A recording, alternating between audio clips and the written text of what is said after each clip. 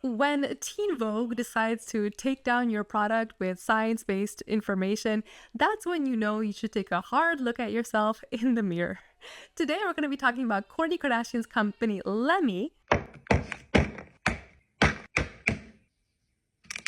and its new product. So before we get into that, honestly, I do feel like I've been living under a rock because I didn't know about her supplement company and its first iteration of scandalous products. They already came under fire recently for releasing a product called Lemme Purr, which is supposed to be a vaginal health and odor eliminator product. And this item was essentially literally probiotics, like yogurt probiotics, and then also 100 milligrams of pineapple powder, which is like a crumb, and vitamin C. You want a yummy?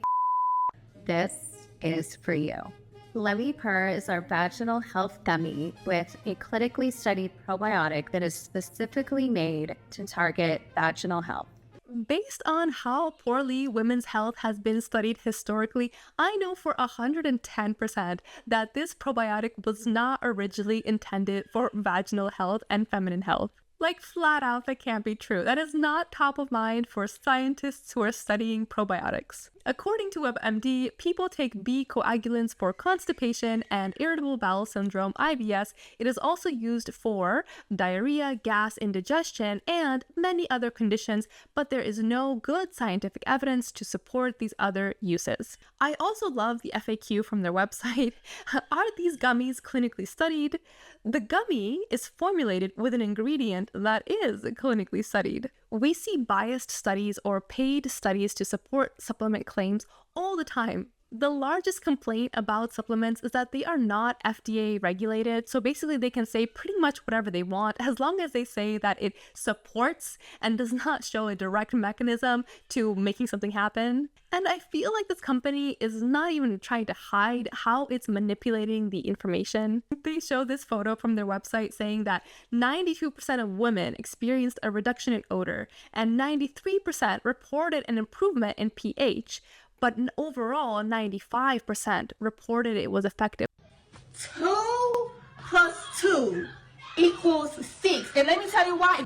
Effective for what else? If you said no to what it was supposed to treat, then what else was it effective for? And then at the bottom, it says that it's a blind consumer study of 29 women. 29, first of all, is the bare minimum for a statistical sample. And secondly, this is not a placebo-controlled study. Blind just means they took the brand off of the supplement and then gave it to women saying, this is what it's going to help you with. Can you tell me if it helped you that or not? As far as I understand, allegedly, that's what these experiments look like. There is so little information here that it's hard to make an informed opinion on this product, so everything in this video is, quote, allegedly. And also, why do we care what the pH is unless it translates into an indicator of well-being? It's like measuring how long your nose hairs are growing. Like, does it matter? Is it showing you something? Now, with that context set, let's try to wrap our minds around yet another product called Lemme GLP-1. It's so obnoxiously named that any normal person who's not in the know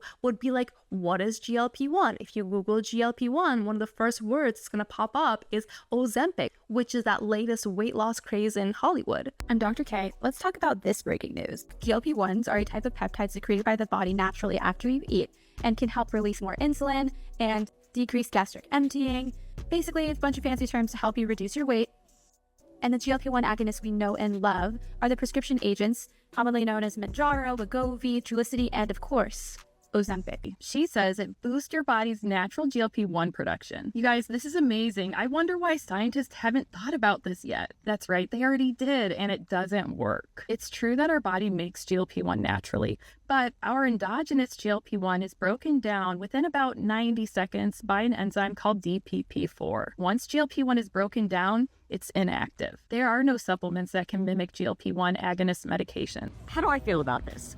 Well, there's a reason that an entire blockbuster category of medicines was made from GLP-1 analogs. It's because your natural version of GLP-1 is degraded in seconds. So although there might be some herbs and extracts and even natural foods that can thump up our own GLP-1 and maybe a pinch increase our fullness. If you're really looking to lose weight, you really would need a true GLP-1 analog or medication. So she's saying Ozempic without saying Ozempic, and also without doing what Ozempic does. The amount of articles of journalists disproving or scrutinizing this product gives the image of 100 journalists frantically typing on their keyboards at night to write that saffron and orange extracts are not and will never take the place of synthetic hormones. It's like putting the words antidepressant on a pint of blueberries. I'm sure that they are somewhat clinically helpful, but those are indeed completely different things. And basically what these doctors and scientists are saying that because your GLP-1 levels